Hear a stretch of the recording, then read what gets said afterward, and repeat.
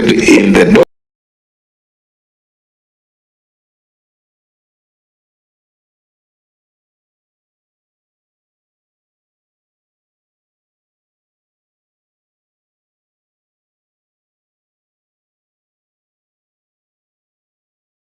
document dated 29th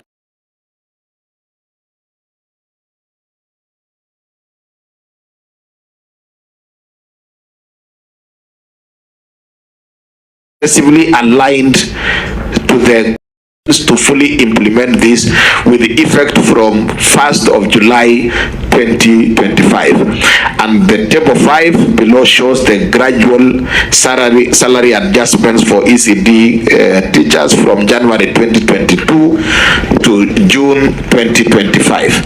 And table 5, Chair, shows that gradual from an initial certificate initially earning 10,000 in January 2022 to June 2023 it increased to 12, July 2022 to June 2023 it increased to 13,500, and eventually to the current July 2024 to June 2025 is 18,650, and the proposed for 2025 July will be 19,109, and is the same for diploma as captured in the table below.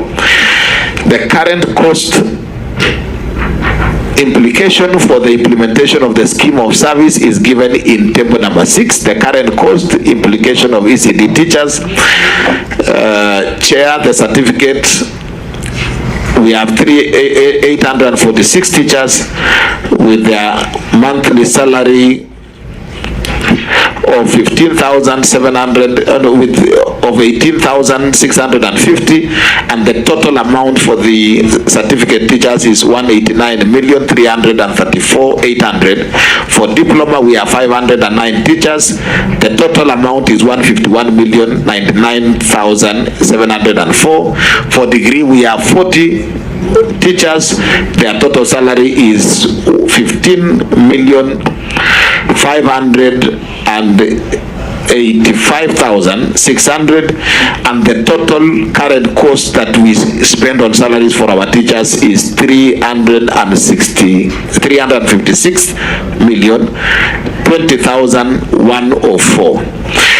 Financial implication beginning July 2025, and that is the time we will then have implemented fully the SRC scheme, is going to be 364,472,940, and that is fully implementing the SRC. So the deviation, Chair, is that we have to increase our allocation by only 8,452,836 for us to be in line with the SRC scheme of service. Annexure 4 is the circular from the SRC circulars on job evaluation and salary structure for ECD teachers and caregivers, and that is Annexure 4. Number 5, Chair, the measures that the county government has taken to ensure that the ECD learning environment is adequately resourced with learning and teaching materials, and that ECD teachers are engaged on enforceable terms with enforceable contracts with clear terms of service. The county government of Nandi has implemented a comprehensive strategy to enhance ECD centers and ensure that ECD teachers are engaged under enforceable terms of service. These initiatives reflect the county's commitment to strengthening foundational education and professionalizing the ECD workforce. And in specific terms, under A, to ensure that ECD learning environment are adequately resourced, the county has prioritized and allocated specific budget lines within the county integrated development plan, CIDP, and the ADPs. These allocations are indicated are dedicated to the procurement of teaching and learning materials. Additionally, the county collaborates with non-governmental organizations, the private sector, and development agencies to mobilize supplementary resources to supplement the resources allocated by government. Number B, regular needs assessments are conducted to identify specific material requirements for each ECD center, including books, play materials, digital learning resources. A transparent procurement process has been established to ensure that the acquisition of high quality materials, which are distributed equitably, guaranteeing timely and delivery even to remote areas. And C, to promote sustainability and cultural relevance, the county supports the local promotion of educational materials and fosters community-driven innovation. Teachers are empowered to develop low-cost learning resources using locally available materials. The quality assurance is maintained through established standards and regular field inspections. Furthermore, the feedback mechanism has been integrated into digital platforms, enabling teachers to provide input on the relevance and effectiveness of instructional materials. D, regarding teacher engagements, the county has enacted legislative measures aligned with the national ECD policy framework. These provisions formally recognize ECD teachers as public servants with clearly defined roles and responsibilities. The recruitment process is conducted transparently and competitively, culminating in the issuance of formal contracts that outline the job description, remuneration, benefits, and grievance resolution mechanisms. E, county human resource officers have received specialized training on the best practices in ECD teacher management with clear contract enforcement protocols in place.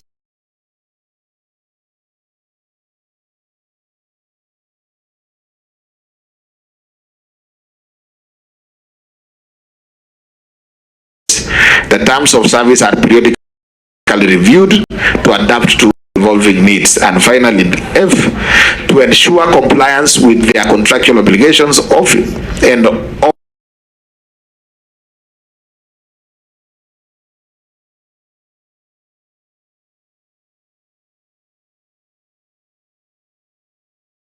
Additionally, teachers have access to the formal grievance resolution channels, including education boards, complaints registers, and the county ombudsman. The Annex 5 chair is the ECD Center assessment tool. And number 6, the existing budgets and resources. I think we pause there first so that now we can address the issues on ECD and then we come to TVET. Honorable Senators, who's ready to go? Senator Murango. Unfortunately, Honorable Senator Chelengei, you will have to come last. Senator Murango. Thank you, Chair. Your Excellency, please note the questions so that we can answer them in batches. Asante sana Mheshimiwa Mwenyekiti. Maswali yangu itakuwa machache kwa gavana. Moja ni kwamba juzi tulikuwa na Senator wa Nakuru. Na takwimu gavana Nakuru alikuwa senator pia, nadhani ndio maana kidogo nakosea. Na takwimu ambazo walileta Mheshimiwa Mwenyekiti ni kwamba darasa moja pamoja na kuweka vifaa ambavyo vinafaa kuweka katika lile darasa la ECD ilikuwa inagharimu takriban shilingi milioni 1.8. Nikifanya hesabu yako gavana sang ni kwamba katika ujenzi wa hilo darasa pamoja na kuweka vifaa kama zamani furnitures ndani, Nandi inagharimu takriban milioni 2.5. Ningetaka nijue ni kwa nini kuna utofauti katika bei ya kujenga na kuweka zamani katika madarasa ya watoto wa chekechea. Swali langu la pili ni katika mpango mzima wa kupatia watoto lishe. Katika magavana wao wamekuja pamoja, ni gavana Nakuru, gavana wa Bomet, gavana wa Kericho, gavana wa Sinigishu. wote gavana waliokuja hapo wako na mpango maalum wa kupatia watoto lishe ambao ni muhimu sana kuhakikisha kwamba watoto wanaenda shuleni. Najua katika Nandi kuna kama zile Somba Sogol, Kapchorua, Terik, Chemilo, Chemase na zingine ambao mwenyewe umedhibitisha kwamba hata walimu wa zile shule za chekechea wanapewa pesa maalum kwa sababu yale maeneo yana ugumu wa maisha. Kusema kwamba pia katika watoto wanaenda watoto wa chekechea pia wana ugumu wa maisha. Kwa nini hujafikiria kuwa na mpango maalum kwa kuhakikisha kwamba unapatia watoto lishe ili waweze kuja shuleni? Mheshimiwa Mwenyekiti, swali langu la mwisho kiataka nijue ya kwamba katika eneo la Nandi kuna madarasa yoyote ya chekechea ambayo imejengwa katika mashamba binafsi ambayo si ya kiserikali? Alafu utatuelezea ni kwa nini, kwa sababu tumepatana na jambo hilo katika gatuzi zingine. Na ya mwisho ambayo utajibu baadaye ni kwamba kama gavana ambaye tunasema ni mchanga kimiaka, lazima kuwe na ubunifu. Kumekuwa na gharama kubwa sana, nimeona natumia takriban shilingi milioni 250 kuweka zamani ambazo ni furnitures katika shule za chekechea. Lakini juzi katika msitu wa Kemondi, serikali kuu kupitia wizara ya misitu wamekuwa akiuza miti, na najua huko na vyo maalum VCT ambazo mnafunza useremala na mambo kama hivyo. Kwa nini msiwe wabunifu kidogo kwamba kama ile miti kama serikali ya gatuzi mnaweza inunua alafu mkapeleka katika wale watoto wetu katika zile vyo vya VCT waweze kumjengea zamani na madawati ili kupunguza gharama na kuhakikisha kwamba watu wetu wanapata maendeleo. Asante sana Mheshimiwa Mwenyekiti. Thank you, Senator Mwango. Yes, Senator Kenywa, please go on record. Senator Kenywa. Thank you, Madam Chair. I'm sorry for coming in late. Karibu, Governor. My name is John Kenywa, Senator of Laikipia, member of this committee. Chair, let me first follow where members are asking, and I hope they ask me a question. No, your question has not been touched, and you'll be very disappointed because on your best line, he has done nothing on that. Senator, you're talking about Governor Sang doing nothing on that particular issue. Okay. Senator Kamar. Yeah, thank you, Chair. I know Senator Kenywa's question is coming, but I'm also asking myself, Nandi is a very rich country. Food-wise, where I was born, if you wanted food, you go to Nandi, and they don't give you water to drink, they give you milk to drink. That's what we know about Nandi. So the question of food in an ECD is something that we really need to worry about if it is not being given. But you'll tell us why it became very difficult for you to serve even porridge. Governor, we know that children by 10 are restless if there is no food. So I don't know how they're surviving up to midday. But you can make a comment on that. But I know Kenywa's adrenaline is going up because of that one. I've seen the samples of the classrooms, and thank you, Governor. I think this sample is good. But I have a question always about the shape of the desk that we give to our children. Because if you put children in a row, they fight over the row. Because you know kids like space, and they like to own their space. I remember the first governors had a model that was called the hexagonal desk. And the hexagonal desk was very useful for the teacher as well as the children, because one, every child has their own space, and two, they can be taught from any modeling or whatever can be put at the center. I don't know where it disappeared.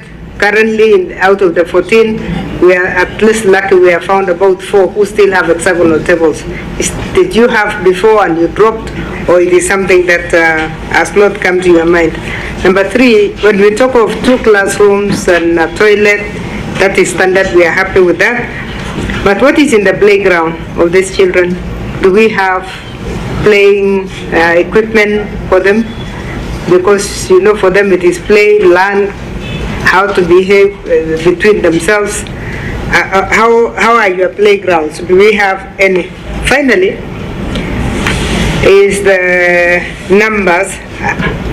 By the way, I hope the Secretariat will help your Secretariat Governor to use tables more than narratives, because tables are very easy. And your very good explanation of question number 1, we lost a lot, because we are seeing 120, we see a figure of 78 million. We are not able to compare. It helps when they're in a table. All your other tables are very informative, but this first one is very good. It's very good to have it on a table so that you know what you have allocated to education. Out of that, what has gone to bursary, what has gone to VTCs, what has gone to ECDs. It helps us compare quickly, and in our final report to the House, we'll be comparing all counties. So it may be necessary that they transform that. But my last question, Chair, was on the transition. We know Nandi County has a lot of students in secondary schools. Nandi secondary schools have a good population in North Rift. I think it's the second highest to Kericho. That's where we have a very good population. What is the percentage of these students going to the university? And I'm asking that because I know it is less than 50%. And when it is less than 50%, where are the other 50%? In relation to both your exit strategies to VTCs, and also how is the transition in Nandi from primary to secondary? Because the minute we understand the transition to secondary, then as the father of the county, you know the load you have of those who have left, who are nowhere. Because we have a lot of young people and parents who believe finishing class 8 as finished. And now we're in a critical situation because of CBC. So there is an issue on transition that we need to still look at. You may wish to answer that one now, or you can transfer it to when we are dealing with VTC so that you tell us how much you are offloading of the class 8s to VTCs and how many you are offloading to TTIs and wherever. I think I'll leave it at that for now, Chair. Thank you, Senator Kamar. Before Kenya gets ready, I think I want to add, Your Excellency, a question on the infrastructure cost, which you've given at 2.3 for 2 classes. Your Excellency, you know, the guidelines given is we have to have the toilet blocks suitable for those kids of that age. We also have to have water at the center. So I don't know whether that is included in your 2.3 for the 2 classes, because looking at it then, if you're quoting 2.3 for 2 classes only, then that cost is a little bit high compared to what we've seen from other counties, but you tell us that. You've also, on page 2, you have indicated that the total number of learners is 36,156. Again, on page 4, the total number is indicated as 36,946. So I don't know which one you want us to go with. And then getting there, I was trying to get if you've given us details on students to ratio per center, because what we were getting is what we're getting from other governors, as Senator Kamara has put it very well. Tables actually talk better and make it easier for you and for us also to inquire or to follow what we are looking for. We would have wanted to see a detailed table of every center, how many learners are in that center and how many teachers are in that center. That, if you don't have, Your Excellency, you can provide later, but it's very important for us because I want to believe that the ratio you've given of 26 is not the ratio across the county. There are some places, I'm sure, where we have more learners than that. So we need to see that. And also, you've also indicated that in your budgets of 2025, you are going to be in line with the SCRC guidelines. So you've indicated, and you know very well that the degree holders are not in that are not anywhere in the CRC guidelines. So I don't know where you are putting them, and even in your budgets, how you are categorizing that. I don't know that it is in your county, you've done it in your county policy, so we should know. And if it is in your policy, please can we have a copy of that policy? I think that we are okay. Senator Chiragai, please, if you could allow him to answer that so that you can come in now with your questions and Kenya. Your Excellency, now you can answer that. Thank you, Chair. The first question with regard to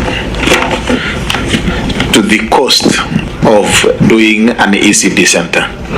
This cost has been worked on by the Department of Public Works, and previously we used to have it at about 1.9 when we started, 1.8, 1.9 average when we started. Then it became difficult for us to, the contractors were unable to complete the projects in good time, and the issue that was being raised was the cost. And the cost here is contributed by a number of factors, including accessibility to some of those areas. If you look at how our ECD centers are situated, the priority, because these are not all, we have not done all the schools. We are starting, it is always priority. And there is a tendency, rightfully so, to start with some of the ECDs in some of the most remote areas, because they are not, most of them are not covered. They are in remote areas, inaccessible areas.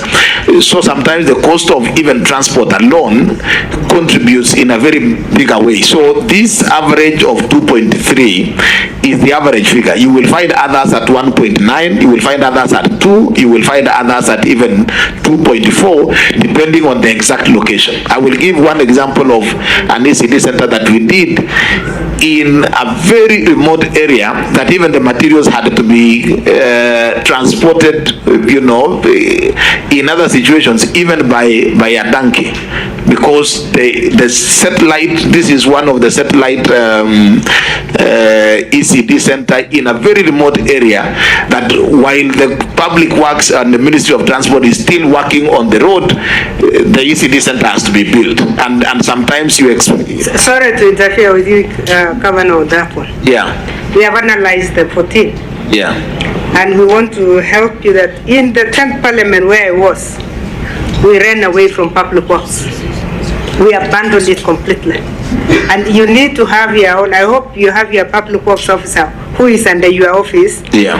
Let them do valuation again, because everybody is now running away from Public Works. Public Works has a way of giving us figures.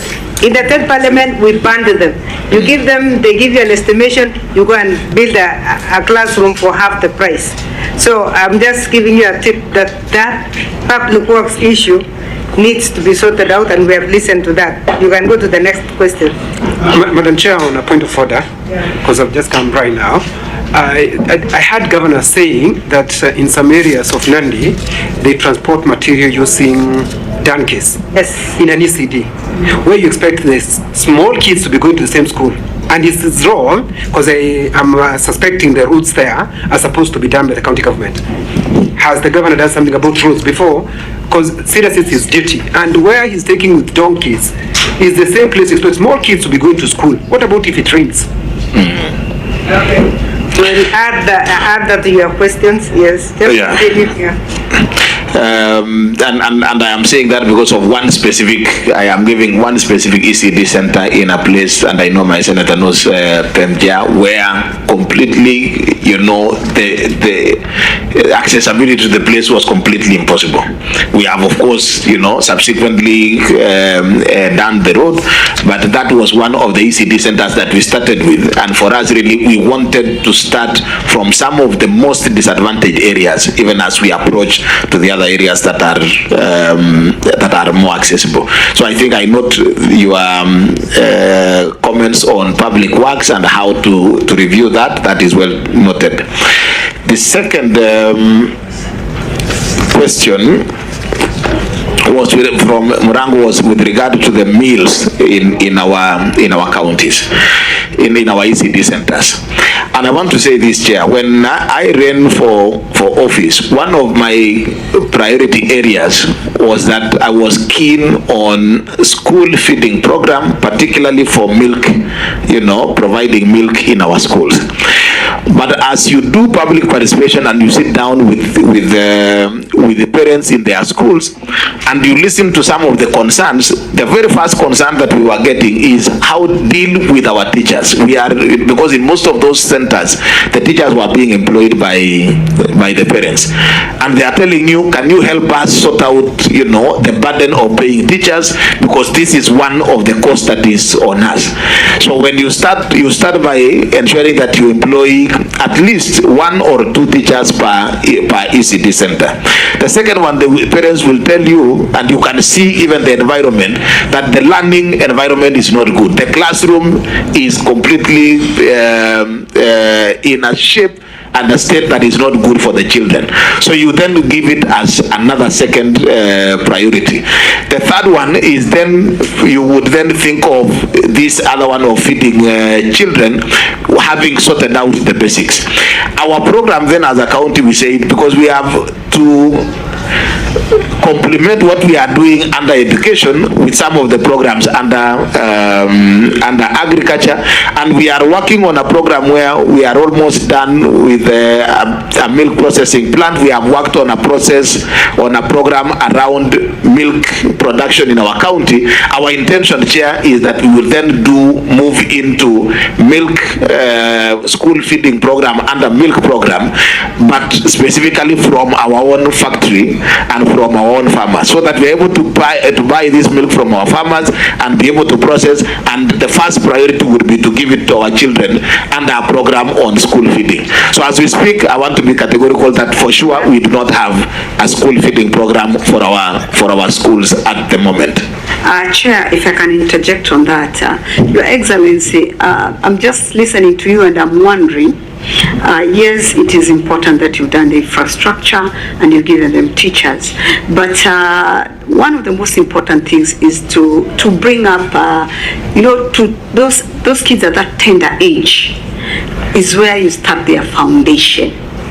And I am sure, and you know, especially for most of you people are young, for some of us who went to school when a little bit earlier, when plenty was not there, it's not easy to actually have a good foundation on children on empty stomachs.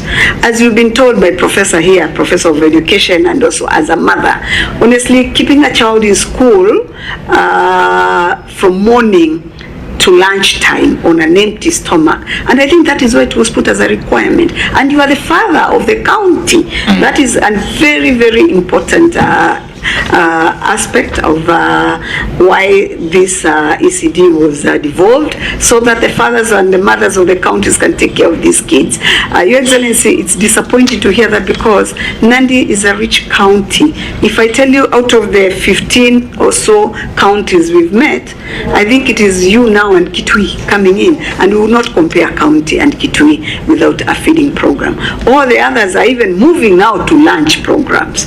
So I think it's a very, very important issue that you have to really give. And I don't think you've given it priority in 2025, because I can see in 2025 the priority you've given is on salaries to the teachers. So I think that is one aspect that we as a committee feel that you really have to look into that issue. Mheshimiwa Gavana, katika swali langu tangulizi ambalo unajaribu kujibu, mimi sinjaridhika kwa sababu wewe, hii sio awamu ya kwanza kuwa gavana. Hii ni awamu yako ya pili, unaelekea miaka 8. Magavana ambao wamekuja nyuma yako, wengine na wakapata hali kama ile, tayari wako na mpango maalum. Na unajua tunakubaliana ya kwamba kuna mazingira magumu, kuna ugumu, kuna sehemu ambazo ni kame na zina mazingira magumu. Gavana, umetangulia kupatia nafasi ya kwanza walimu ambao ni nzuri, ili kuwapatia mishahara kwa sababu wanafanya kazi katika mazingira magumu. Jambo la pili, umepatia madarasa, ujenzi wa madarasa umepatia pia kipaumbele kwanza kuhakikisha kwamba umejenga. Lakini pia watoto wa chekechea ambao wanafaa kusomea katika shule zile, wale watoto hukua, sio kama kisiki. Ni kusema ambao walikosa shule wakati ulianza kama gavana kwa sababu ya hariba na ukosa na kuwa wanakosa lishe, tayari washaondoka. Huwezi kuwarudisha tena darasani.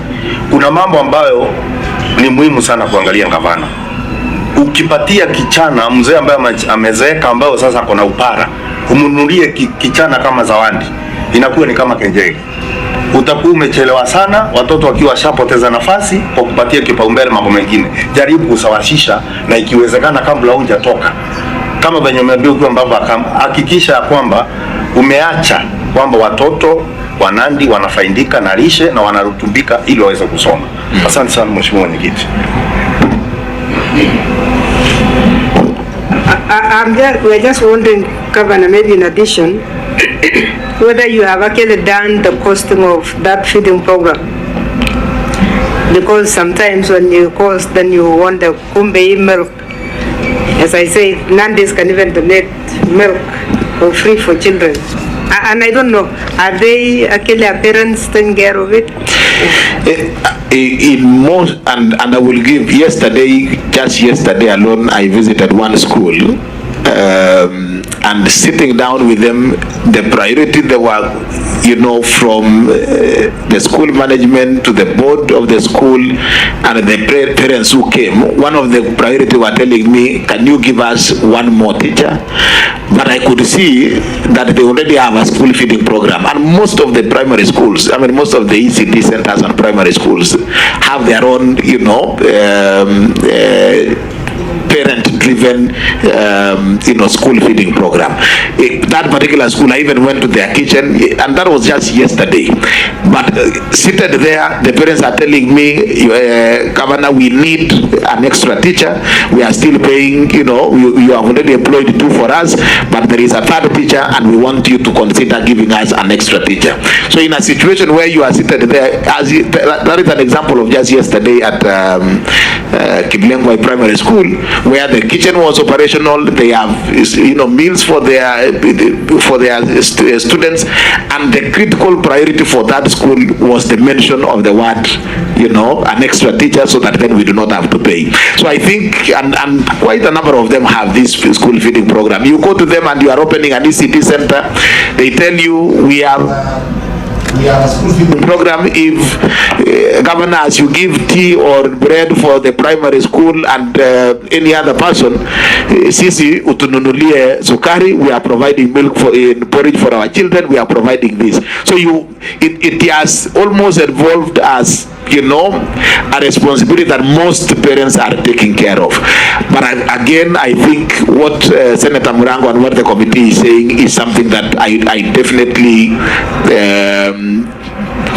promise to give some bit of attention in terms of one costing, as you say, but more importantly for us, really, we were looking at integrating the program on school feeding with what we are doing in other departments. And I think I can assure this committee the school milk program courtesy of an agricultural program that we have been running as a county, should be rolled out in the shortest time possible. But yeah, that is the situation, Chair.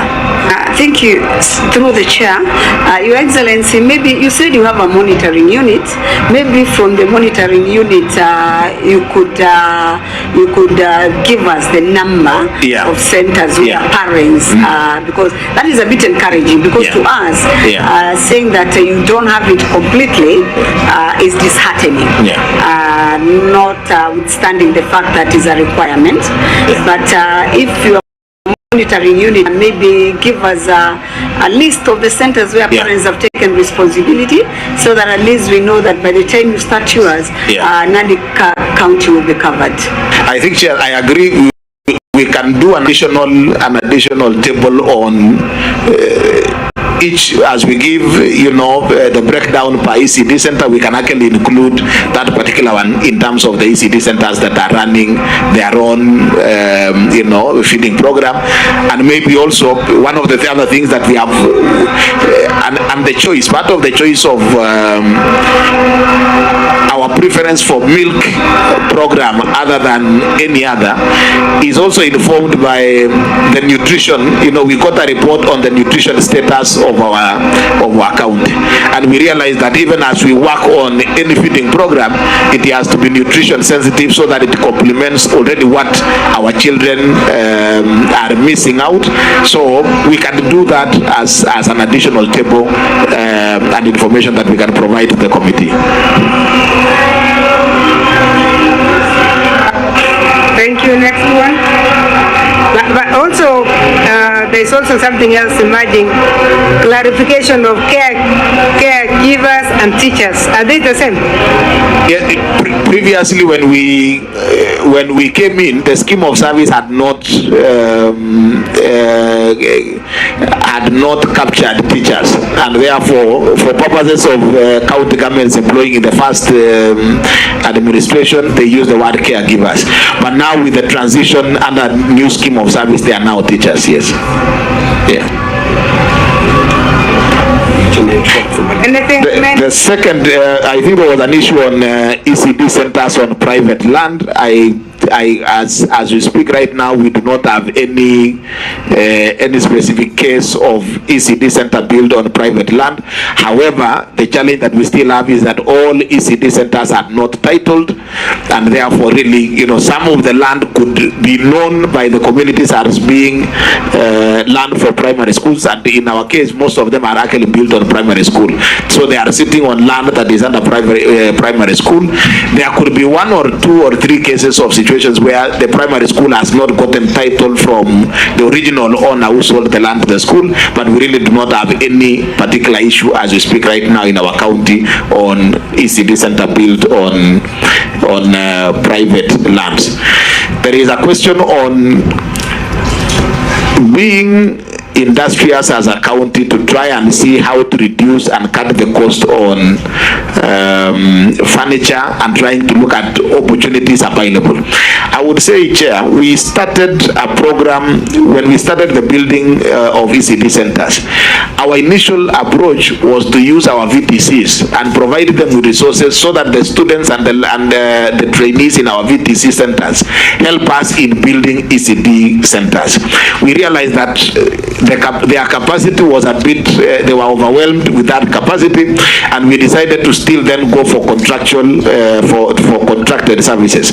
We are now building the capacity of our ECD center, VTCs, and we think that moving forward, there could be a chance that we can use our VTCs to try and do some of these furniture for our schools, but we would say as of now, we have given you the samples, and we think some of those samples are better than the wood ones that could easily be built by our vocational training centers, but it is something that we can take up and see if we can be able to reduce that cost and utilize our our vocational training centers. Again, your comments on the shape of the table is noted. If you look at the one that we have, the rectangular ones in most of our schools now, they are made in, the students or the learners are arranged in a manner that they can actually be taught from either side. It's better than the desks that we used to have. So we think that this one can work, but I think we could still pick up the hexagonal, structure, tables, and see whether we can actually improve and go on that, because we want to create a better environment for the same. Playing equipments, we provide, again, the priority for us really has been what I have indicated, the teachers and the structures and the furniture. In a few of the schools, parents have contributed and parents are supporting in terms of some of those playing materials. We provide a little bit of the playing materials that are used within the classroom, but for the playing field, most of our children actually, utilize the same field that our primary schools and lower primary schools are using. So as at now, because of the budgetary constraints, we have not been able to develop an absolute program around school playing fields and equipment for the primary, for the ECD. Maybe again, as taking advice from what you have already advised us before, is that maybe costing a sample, would help us, so that as you engage, you already know how much would it cost. And even some of the partners that we work with, we have TSTs in Nandi County, we have some of the corporates who could actually be willing to support. Then maybe what we need to do as a county would be just cost, look at what the model of a playing field that is required, so that if you then have a development partner or you want to do samples, you can then have a cost for that, and that is well. Maybe Governor, your chief officer or CC in charge of ECD can go and observe how children play with grown-up children. Well, ECD kids actually play, because it's sometimes a disaster. They are pushed out, they can't play, they can't do anything. But when we are talking of ECD, we are talking of slides, we are talking of swings, we are talking of seesaws, in an isolated area that is theirs. Because we also went to a very sad situation where the ECD built their toilets close to the toilets of the other kids. And ECD children can't reach their toilets. By the time they reach there, they have even done their things on the way, because the grown-ups just walk in and push them out. Yeah. So separating them, even within the school compound, may be another idea that we throw to you. But let's allow you to finish your questions. I can see Kenya is ready with this.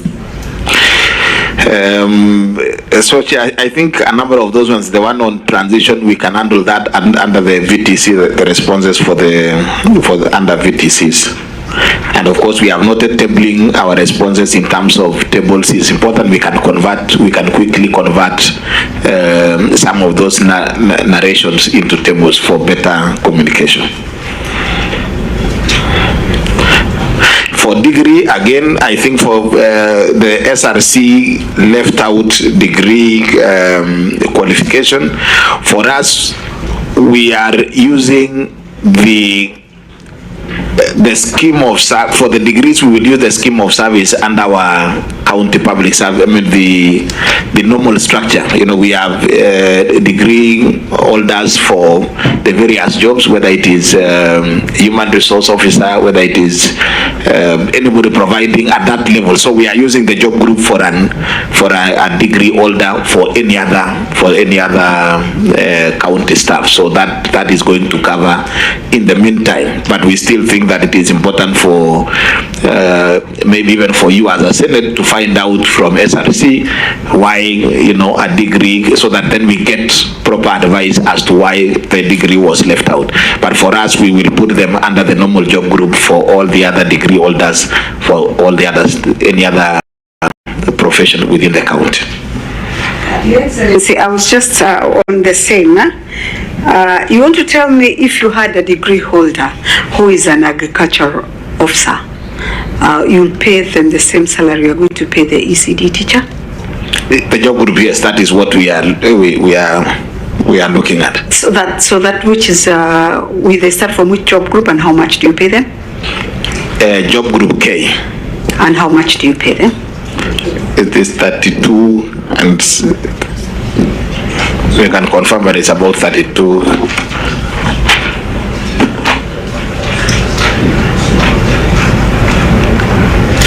The reason why I've brought that up is because we had the county of Nakuru, and what they've decided is even when they're advertising for the job of ECD teacher, they actually have a flat rate that this is where the starting salary is, and that's why you don't have maybe people will be feeling that as we are underpaid and maybe working more than those who are degree holders. So what the county government of Nakuru has done, they have standardized their entry level for ECD teachers, and I think it is working much better for them. Yeah, maybe in addition, just for information again on that one, because that was a very good, interesting case, and we know what SRC will tell us. They'll tell us there are no resources to hire degree holders for ECD. But we hope at some point we'll have a conversation between the Committee of Education of COG, ourselves, and SRC on this. Because what Nakuru has done is very, very sharp. They are advertising for ECD teachers using the minimum level. They say those are the vacancies they have. If you go with your degree, you have to cope with the advert. And that is how they have managed to hire more. So I know each one, different counties are using different strategies to deal with this salary issue. Actually, the difficulty is not even the entry point, because most of even these ECD teachers with degrees, they do not come with degrees. Somebody comes with a certificate, upgrades to a diploma. From diploma, they go for further studies, or they are able to upgrade to a degree. So that then the bigger question, and this happens in, you go to health, you go to agriculture, there is always, progression. When somebody does, and even in Teacher Service Commission, there has been a question around how do you deal with, a staff who has upgraded their qualification. But then there has to be a cap to this, because the question then would be, what would happen if all the diplomas upgrade to degrees? In any case, and for teaching, you don't actually need the degree. Even at the level of ECD, at certificate and diploma, you already qualified, you already have. So this upgrade sometimes is motivated by somebody who thinks that then, with the upgrade, it comes with, a higher salary. If the scheme of service by SRC is clear that, degree does not arise, then maybe somebody who has done a degree, then you find a way to exit and do other things. But then we insist that then all our teachers remain at the level of degree, diploma and certificate. So I think it's something that, of course, you have sometimes CBS negotiated, teachers call for industrial action, you sit down, you discuss, you engage. In a situation like this, when we had not gotten as proper scheme of service and advisory from SRC, we ended up, treating our ECD teachers with a degree just like any other staff within the county. But I think the scheme of service for ECD teachers should be clear, and as we get that clarity, we should be able to just, so that an ECD teacher knows you can upgrade from the certificate to diploma. That is the end of, the scheme of service for ECD teachers. If you go for a degree, maybe then proceed also to a master's and probably a PhD, and then go teach maybe in colleges or in the universities. I think that for us is something that we are looking at. Thank you, Excellency. I think I'm reminded that you wanted to leave at 11, and we agreed on that as a committee that we are going to be brief. So, Senator Kenywa, what we have, we can send them as supplementary questions, which the governor can send them back to the committee. Senator Kenywa, please. Okay, first, Madam Chair, we need to be sending to the governors templates of how we want our questions answered, so that at least you don't hear every time the governor is saying, I'm going to put an extra table. So it's up to us to be sending the template so that we can get what we want, our question answered.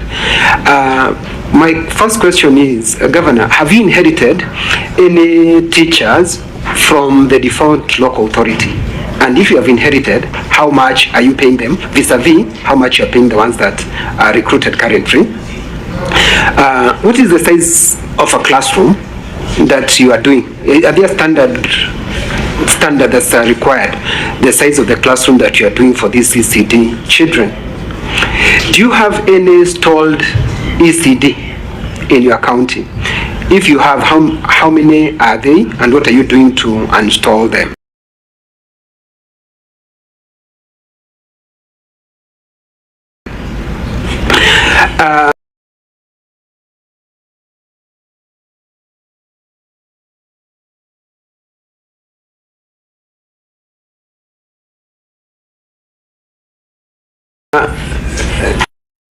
Governor Sang, you know, I have been saying so much about you here, hoping you'll do the best. And in terms, it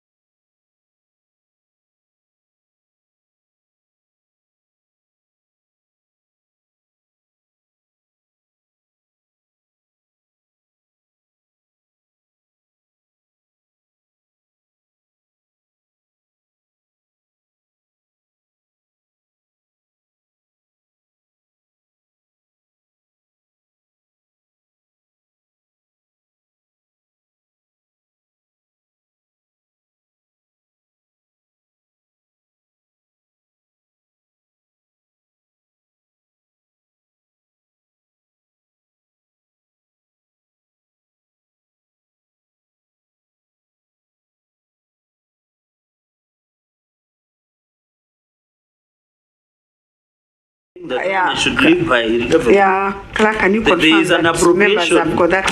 In fact, in the response, let me just go for response. The governor says he has an next appropriation, Nandi County appropriation. Which page? 2022, Annex 2. Page 2. Nandi County Appropriation Act of 2022, 2023, and 2024. So the Appropriation Act is part of the evidence that he has submitted before. Yeah, but do we have that act? Clerk. He quoted, unless the governor has misled the committee by saying this. Page 4. Chair, I'm looking at page 3, Annex 2. I'm looking at page 3. Yeah, I want us to be. I'm looking at page 3. I want us to be. I've seen it. Yes. At 22, 23, 24. Yeah. Okay. So when you look at the appropriation, I'm just giving a number of ECCD centers because I come from that area. I thought it would benefit the committee. So in all these ECCD centers, Governor, you have indicated the minimum you can use is 1.8 to maximum of 2. In your own warranty, which you signed as part of disbursement, up to 2 million. Why the figure now is 2.3 million? Unless the 300,000 is being used, Madam Chair, is being used, is misappropriated, Chair, Madam Chairperson. So, Governor, in all this program, and I can refer you to your warranty D4418 on educational and vocational training, which you did sign at the beginning of your warranty, that was passed as part of the, it was signed on 4th July, day of July 2023 by Stephen Sang, R4418, Education and Vocational Training and Development, including bursaries and scholarship fund, Chair. So, Chair, those are my only 5 questions.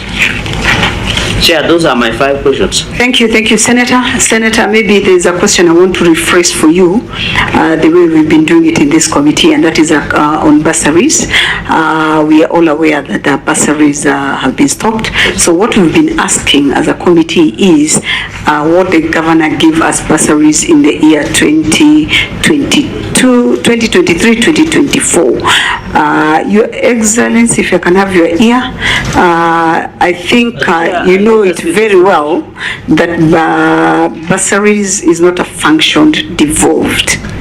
And the question which was going to come on bursaries is, why are you using money on bursaries while ignoring your function of ECDE, whereas you have the capacity as a governor or the Council of Governors to push for money to follow that function of bursaries, because the monies actually you indicating that you're using on bursaries, to us it's not a devolved function, so you're using other funds, and that is actually the question which should have followed, and that's why I requested I rephrase his question on bursaries, because even if you give us a list of who you've given bursaries, for us as it is for now, I think it will not help us much, because bursaries are not supposed to be a function of the county government. What you should be fighting for is the national government to release the funds to follow the function. Yeah, you can go ahead and answer. And again, maybe to reassure the senator that we will very soon visit Nandi County. So if you can point out the areas you would like us to visit, so that we can also be fair, because you are talking with the governor, we don't know, we've not done our oversight, so really we cannot emphasize on what you're saying before we do the emphasis, but we can use your good counsel, your good information when we go for our oversight visit. Thank you, Governor. Yeah, maybe just I agree with you, and I'm aware there is a court matter, but I'm surprised even my governor did not join Irungu Kangata to go to court to fight for bursary, but that is beside the point. But Chair, in I'm using his response, he says in financial year 2023-2022 a total of 6,908. I agree, bursaries has been stopped by Ethiopian Court of Law, but because it will appear in the audit query, we really want to know these children, 6,904, because the information I have, some of these children are ghost children that beneficiaries. So that even as we cross-check. Senator, I agree with you. Okay, and that's why I said, let me rephrase the question for you so that we can concentrate on ECD. Ours is to ask why using that money on bursaries and not on ECD, so that we don't divert our function on bursaries. Chair, a number of questions there to answer, but I think what Senator Kinyua said is critical, that if we got, for example, clear guidelines on how to respond, on specific how you would want us to give the responses, we would definitely do that. Because if you look at the responses that we have given, maybe it is not easy to pick out, but really if you say in this manner, including even what my own senator is saying, providing a list of the beneficiaries, if that was indicated as a requirement, we would do it, because the details of those students are there, and therefore making those insinuations of ghost is in bad faith. But I think if you guide us, we Governor, I agree with you. I agree with you, and I think the Secretariat has taken note. So in the subsidiary questions we are going to ask, we are going to be specific, because there are quite a number of issues like the ratio and the centers that will come to you. That one we've taken note of it. Again, the size of the classrooms is the standard size as prescribed by the Ministry of Education guidelines on the specific designs. So the specific designs are standard classrooms. 8 by 6. 8 by 6 meters. Senator, there were some guidelines which were given by the Ministry of Education. That's that question, because there are some counties we are doing different. We tried to ask standard, they could not. So I think we use the Ministry of Education standard guidelines. Again, in terms of the number of teachers that we inherited from local authorities, we inherited 5, but they have all since retired, and that so they are no longer within the service. In terms of I very well note the question and the issue on school feeding program. I think we have had a very detailed discussion on this. I note your concerns, but again, as indicated, we would submit supplementary information indicating the status of the school feeding program, the schools that are feeding their students, and those, that list will be provided with all the other additional information that you have requested. And if there is any capitalization from your side. Yes, we will do that. The other question is Senator Cherargei has asked with regard to the 136 teachers who are on contract. So we actually converted all our teachers to permanent and pensionable, with the exception of 136 teachers who are over 50 years. In terms of engagement on P&P, the human resource guidelines do not allow somebody who is beyond 50 years to be engaged on permanent and pensionable. So we have the few 136 teachers are over 50 years of age. We provided them with contracts that would take them to 60 years to the day, to the time when they are supposed to retire. So nobody has been left out. All the teachers under 50 years were put on permanent and pensionable. Only 136 that are over 50 years, and therefore the age limit was the challenge.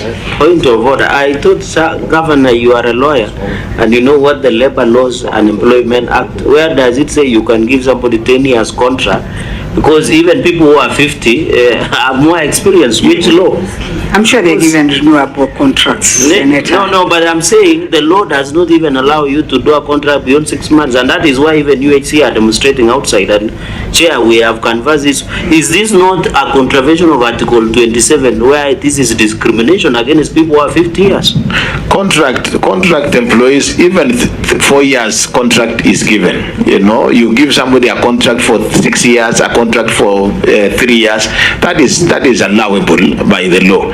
And for us, really, what we are saying is that we have to provide mechanisms of ensuring that these teachers who are beyond 50 years and cannot be integrated within the payroll at the age of above 50 as permanent and pensionable, we have to provide them with the same. And we are also giving them contracts on the basis with a salary exactly the same as the ones in permanent and pensionable. So nobody is disadvantaged. We are just engaging them on the same. Senator, let the governor finish. So that it does not mislead. No, let him finish. Where will they get gratuity? Because, Chair, we know when you retire, and you are better placed to understand. You must get at least something in your retirement. So that is why, Senator, that is why Governor's answer is sufficient. That's why he said, according to the guidelines, this is the HR guidelines, that people over 50 cannot be put on permanent, and also contractual employment is allowed. That's why we have people who are working for the governor, like advisors. All of them are on contract. Chair, I don't have a problem, but the concern is this is discrimination because they are not, you know, me and you are on contract for 5 years, the advisors, it is specified. But under the ECD Act, which we did pass, it is very clear, even when you ask him of service through Teacher Service Commission on ECD, it cannot be under Article 27 that you are discriminating somebody based on age. And you know, after this, somebody might sue Nandi County. But you know, Senator, this actually, I think the question came from inherited teachers, those who are in the county governments. I think that is very clear. But it is not teachers that they have employed that they can sue them. These are the teachers they inherited from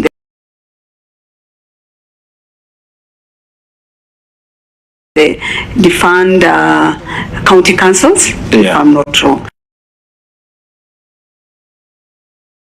ECD teachers, nursery school teachers were not employed, and that is why that burden was on parents.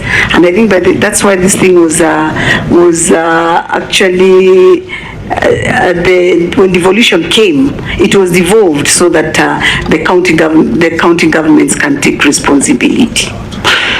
And Chair, their gratuity. Madam Chair, why are you defending the governor? Why don't you allow him to answer the question? I'm not, but you see, it is a question which had been asked before, and as you are aware, the governor had requested that we release him at 11, and we agreed we are going to start at 9, and it's already past 11, so I'm trying to get a meaningful meeting from the governor. And Chair, the gratuity. On a point of order, even before that, the constitutional provision is very clear, Article 41 and 27. So when you use rules and other irrelevant laws that are not even with the constitution, the prime law is Article 27 and Article 41. Are we discriminating Kenyans now based on their age? Because even I heard the other day, Governor was saying he was too young to retire. Are we discriminating Kenyans? Chair, I think government should be fair to everybody, because if you are discriminating people based on age, then we are in a danger place. You should give us a legal provision outside Article 27 and Article 41 on fair to labor practices, so that we are not unfair to these people who are beyond 50, because people who are 50 years are still young and energetic. Senator Chiragai, please let us make a move, because that is a question which can go to labor, and I think you can come up with a statement which can go to labor. But I thought the answer based on also employees and the issue. Yes, ECD. But they talked about salaries. That's why we are talking about the salaries and their earnings, Chair. So I thought it is fair if he answers, unless you will take this answer without the issue of salary. then we can now take it to labor, because he's the one who answered those questions. Because Chair, remind you, we need to be the people of our word. The governor said on record that I'll confirm all ECD teachers and people on contract on PNP. My question was simple. Why is he using age to discriminate other employees within the county?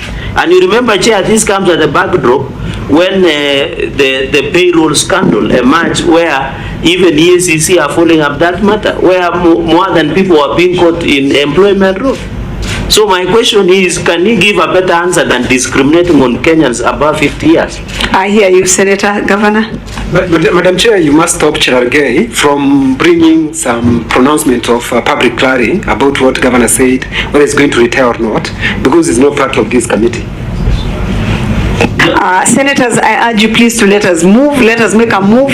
Senator Cherargei, please, can we make a move? Can we make a move? And if you have a supplementary question on it, please let us note it. Let us note it, and then we move on. It's already 11, and he had requested that.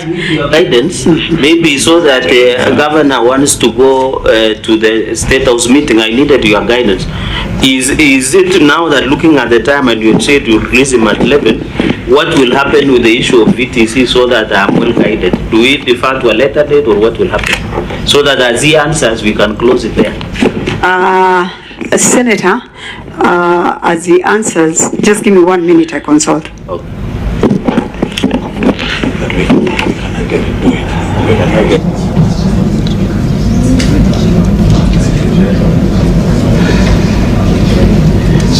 Governor, just to ask, Madam Chair, let me finish, please. I just want to guide, no, please, you cannot guide me. I'll guide you. Senator, you cannot guide me. No, I'm wondering because the state of you cannot guide me. Let me guide the meeting.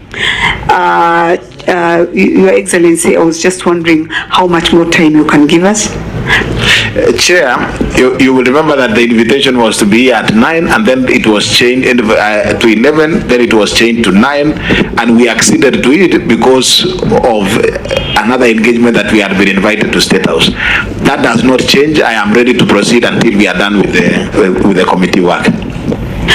Great, because what I was going to rule was that we can actually defer this and continue when we get to the county, because when we do the county visit, the oversight visit, we'll have to see the governor first. But if he's comfortable, we can continue with question number 6. And if you allow, senators, we can move and make progress. Chair, I wanted to the evidence of that he has been invited to State House. I don't think that is our mandate. The governor has told us that. So, Chair, we would be very excited as a county to host the committee, and any of the supplementary issues that have been raised can be addressed in your county visit. That will be okay with us, and we are happy to do that.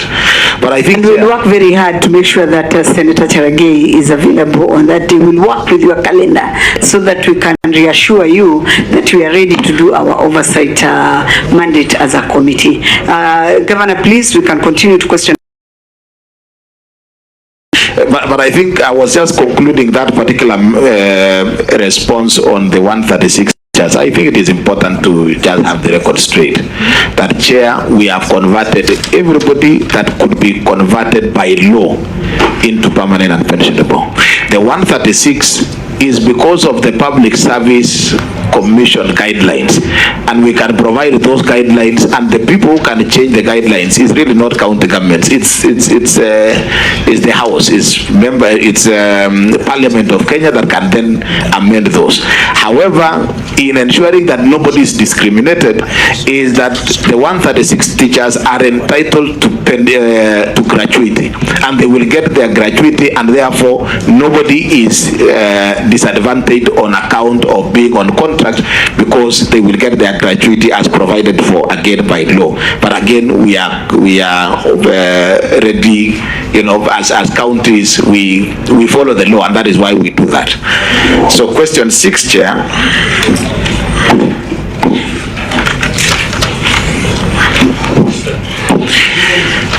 The existing budgets and resources available to enhance to enhance a stable and sustained financing for TVET and skills development in Nandi County, and the measures put in place to ensure that traditionally disadvantaged groups have equal opportunity to access TVET institutions. And the response, Chair. Senators. The Nandi County boasts of a network of 20 public vocational training centers strategically distributed across the county. These institutions currently have a total enrollment of 2,400 trainees, comprising 1,404 males, and which is 58%, and 996 females. Among the total enrollment,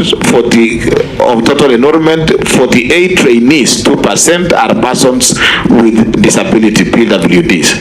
Regarding the financing of vocational training centers within the county, the allocated budget has progressively increased over the years. In the financial year 22-23, the county allocated 22.7 million, followed by Kenya shillings 27.5 million in financial year 23-24, and Kenya shillings 39.8 million in financial year 24-25 for vocational development.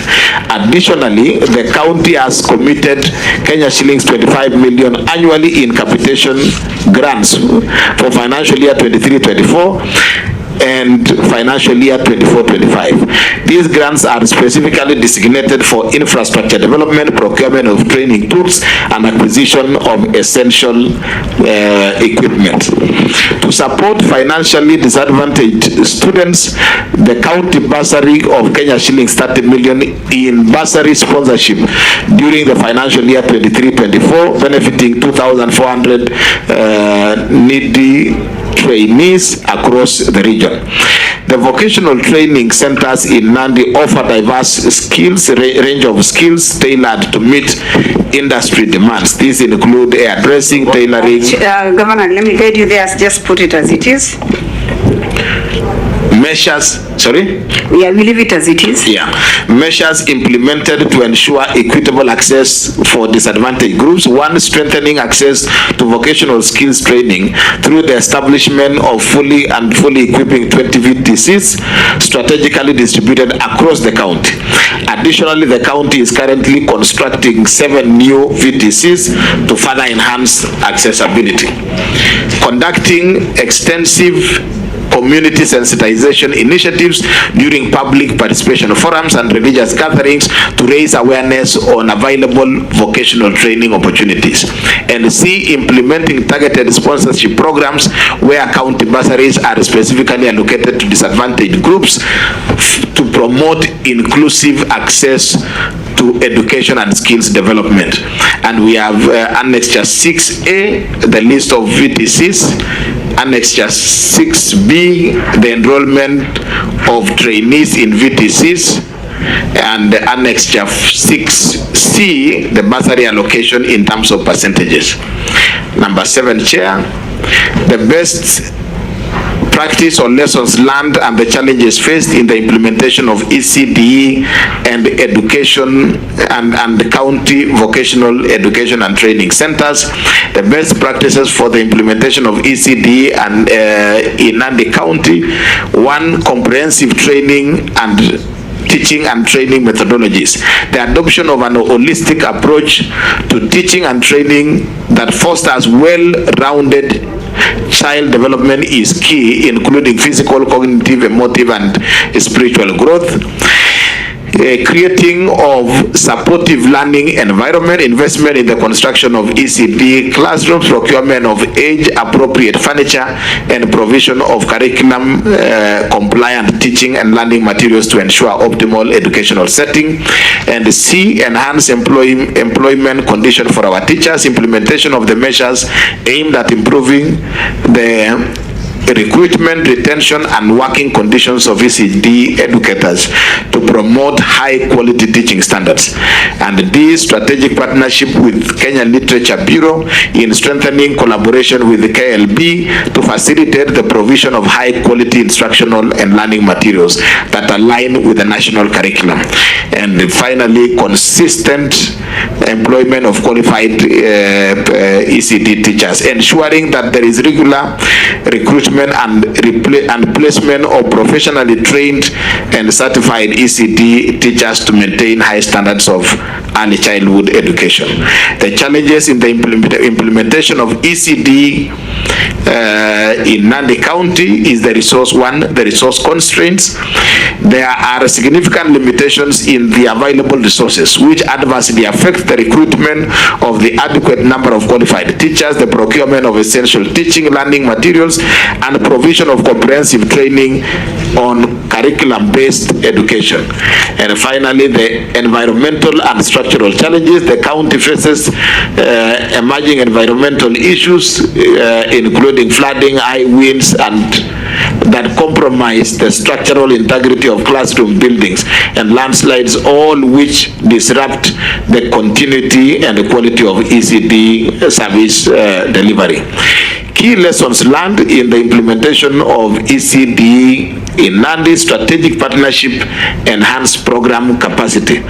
The collaboration efforts with external partners such as commercial banks, county pensions fund have proven instrumental in building capacity and expediting the execution of ECD programs. And B, active stakeholder engagements, resource provisions, consistent involvement of stakeholders, particularly parents, substantially augment the county government initiatives by ensuring that necessary resources are available to support ECD education. The best practices with regard to VTCs is one, partnership for skills development. We have established strategic partnership with various sectors, including multinational industries, Eastern Produce Kenya, and many other in the hospitality industry. For example, the private investors of hotels such as Allen's Hotel and many others, and construction firms within the county. These alliances facilitate apprenticeships and on-job training and the donation of essential equipment, thereby enhancing skills development. And B, stakeholder collaborations for youth engagements, collaboration with religious organizations and local community leaders to raise awareness among the youth about the opportunities available in VTCs. This approach fosters community support. And C, inclusive and gender responsive measures. We are implementing an inclusive policies by reserving bursary sponsorships to disadvantaged groups. This ensures that we have equitable access to training programs and promote gender responsiveness within the initiatives. And D, promotion of income generating activities, encouraging VTCs to integrate income generation activities into their programs. Production workshops such as those offering tailoring and carpentry not only provide practical training but also generate some revenue to sustain institutions. These best practices collectively contribute to the robust and inclusive development of VTCs, ensuring that VTCs remain responsive to the evolving needs in the community.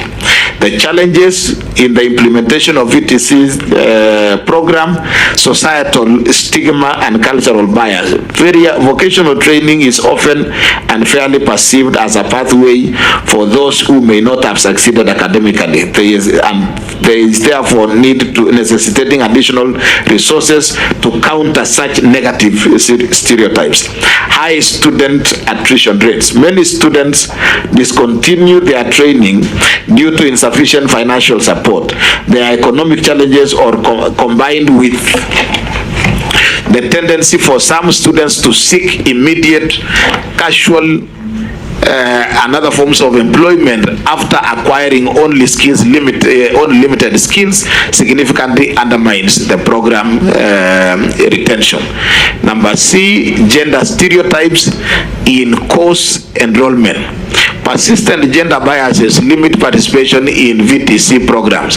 For example, beauty therapy is predominantly associated with the females, whereas building and construction is typically viewed as of male domains. That's restricting cross-gender participation in various fields. Inadequate resources for training, tools and equipment.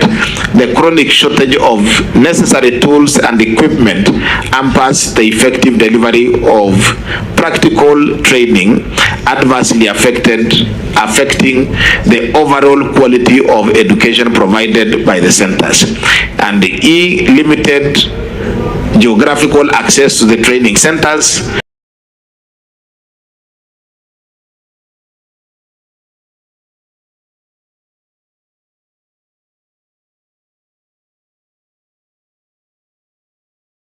Certain areas remain underserved as students from the communities face difficulties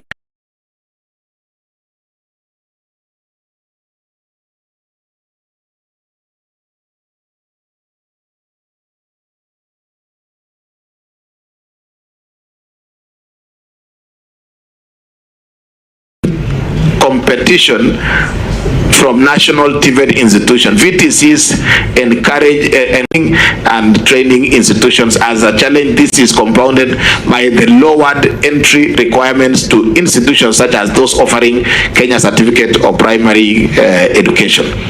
Each of these challenges must be addressed through targeted policies, and the lessons learned from the implementation of VTCs enhance enrollment through stakeholder engagement, and B, effective partnerships and collaborations. The strategic partnerships with organizations such as KCB Foundation, to the Ajiri Program, Computer Aid International have not only boosted enrollment figures but also enriched the quality and scope of training. Industry sponsorship leading to trainee absorption. Firms that sponsor trainees, particularly in sectors like hospitality, often secure pipeline for skilled labor with sponsored trainees, frequently transitioning into employment with these firms. And D, impact of county government sponsorship. The introduction of government bursaries has had a marked effect on the enrollment rates, increasing from 1,600 students in 2016 to 2,400 students in 2025. This outcome underscores the critical role and the financial support in expanding access to vocational training. Diversification of the funding sources. Over-reliance on government funding has led to delays in the program implementation. The county now actively engages partnerships with non-state actors and promotes income generation activities and alternative funding sources, thus ensuring greater financial sustainability. These insights collectively highlights the importance of stakeholder engagement, strategic partnerships, and diversified funding in enhancing the effectiveness and sustainability of VTC program in the county. Number 8, Chair, submit a copy of the scheme of service for ECD teachers adopted by the county governments. Please find attached a copy of the scheme of service for ECD teachers as adopted by the county. This document outlines the roles, the responsibilities, and that is annexed, that is captured under Annex 8. Annex 8. Number 9, Chair, provide a copy of the ECD curriculum that is implemented in the county, and please find attached the ECD curriculum, and that is Annex 9A. We have the pre-primary 1 curriculum, Annex 9B pre-primary 2 curriculum, 9C rationalization of learning areas. The county government of Nandi hereby expresses its gratitude to the Education Committee of the Senate for the support and the oversight in ensuring that there is efficient administration of county affairs, particularly within the education sector. In keeping with our steadfast commitment to administrative excellence, we will diligently review the recommendations arising from these committees' deliberations and thoughtfully incorporate the insights into our subsequent policy implementations. Thank you, Chair. Chair, can I get in? I'm going for another meeting just okay. Chair, thank you. On VCT, with your indulgence, because there are many committee meetings ongoing at the same time. I'm not Chair, called one. Chair, I'll just ask one question so that I can sit ground to my ground. Governor, it is good you are serving your second term. In financial year 2019-2020, under Ministry of Vocational Training, counties were given 2 billion Kenya shillings as conditional grants for rehabilitation of youth polytechnics. Nandi got 32 million Kenya shillings. Can you give us a schedule of how many youth polytechnics was used 32 million to do repairs and renovations? Coming in mind, there is I'll just use one example. Sigilai VTC, I think it is somewhere in around Lesos ward.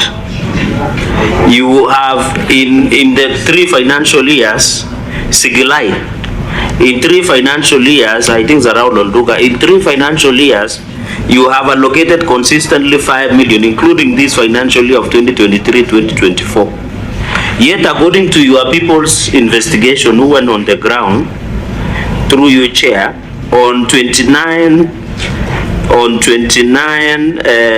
November 2024, they found that in the money that has been allocated and building, because I can see in your allocation you have allocated 5 million for construction of tuition block for Sigilai VTC, Vocational Training Center of Youth Polytechnic, but the foundation strip and the structural strength and integrity of the VTC is in question.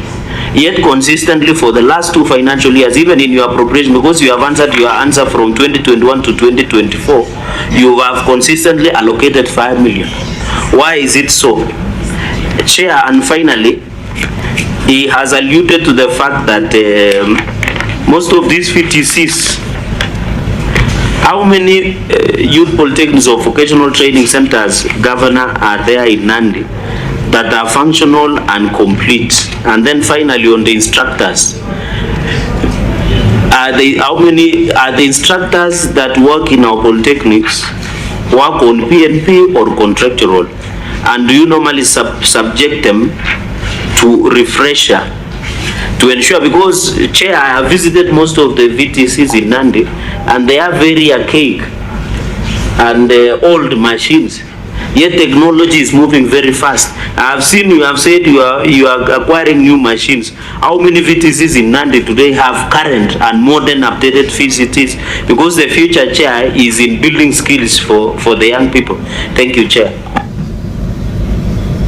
Okay, Governor, proceed to answer.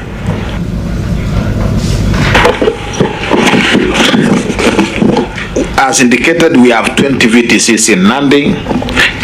Part of the challenge that we have said is that there is challenge because of financial constraints, we are unable to provide all the required equipment and modernize all those equipments. But we provide them with regard as per the budgetary as the budget allows. So you may not say that, you know, we have modernized all the 20. We keep on improving and providing the necessary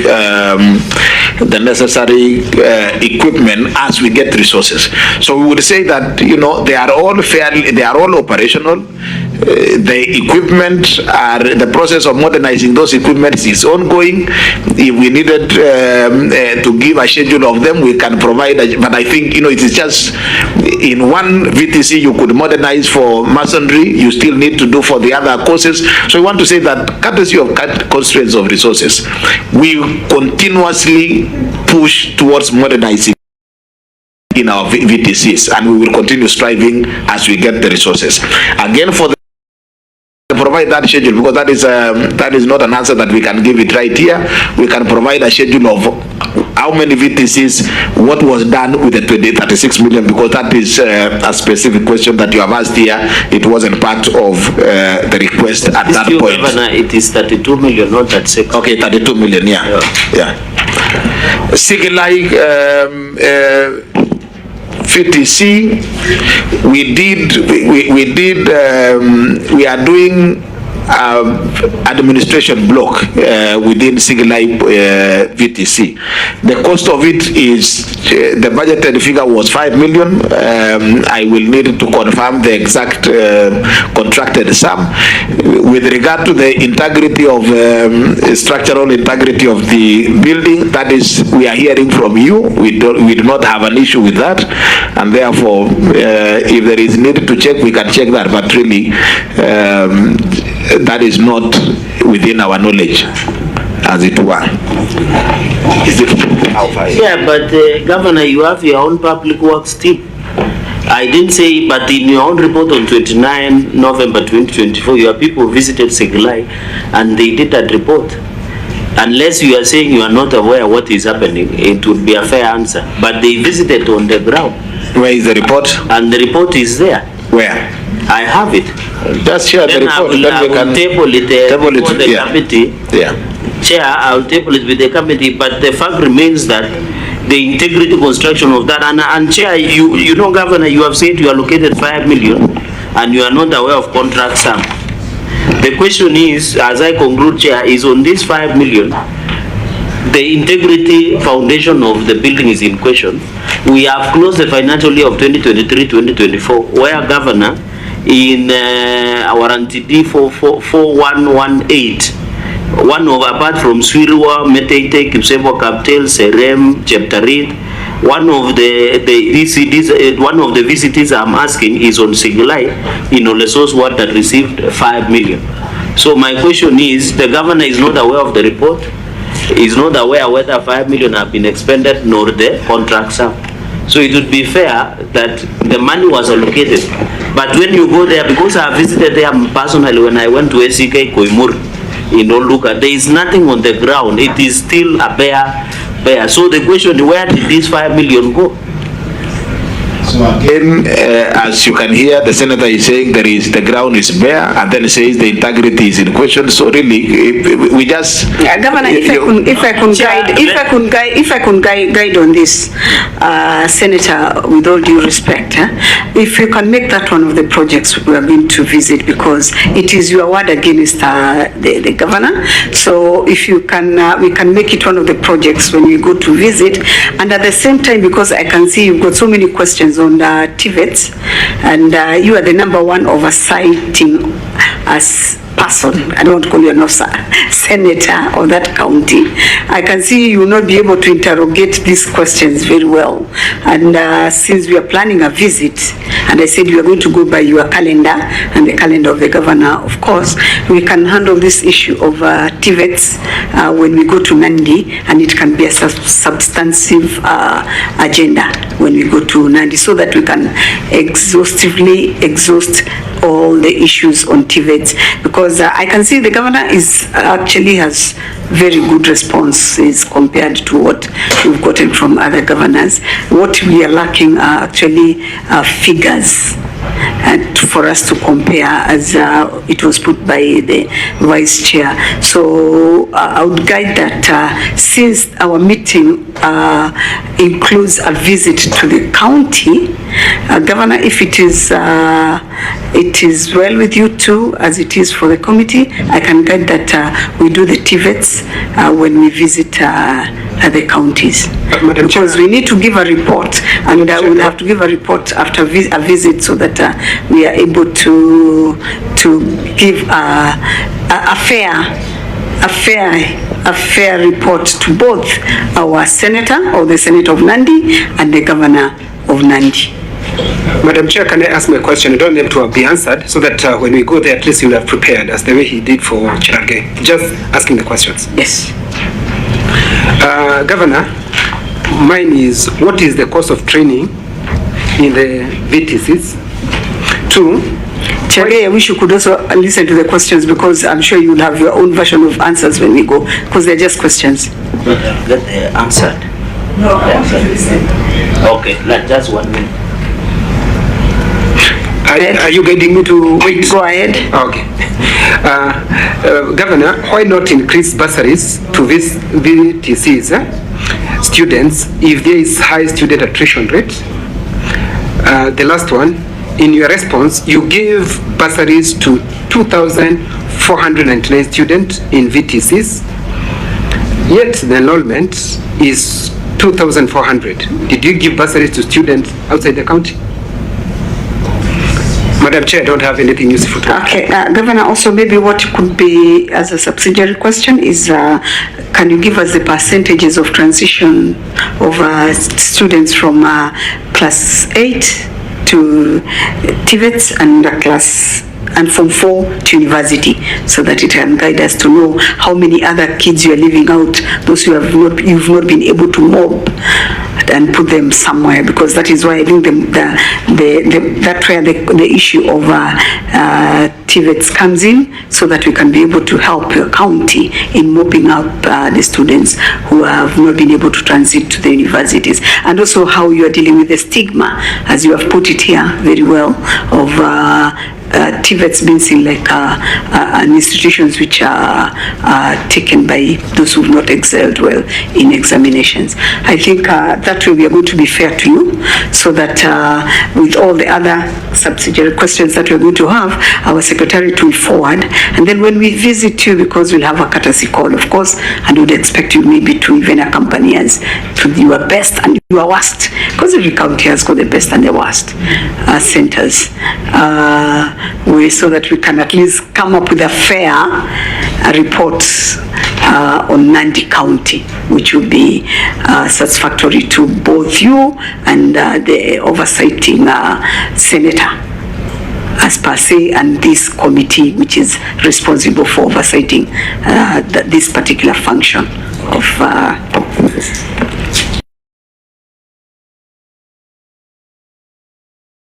and if we can get that, we have captured with our team, but we don't want to leave anything out, but maybe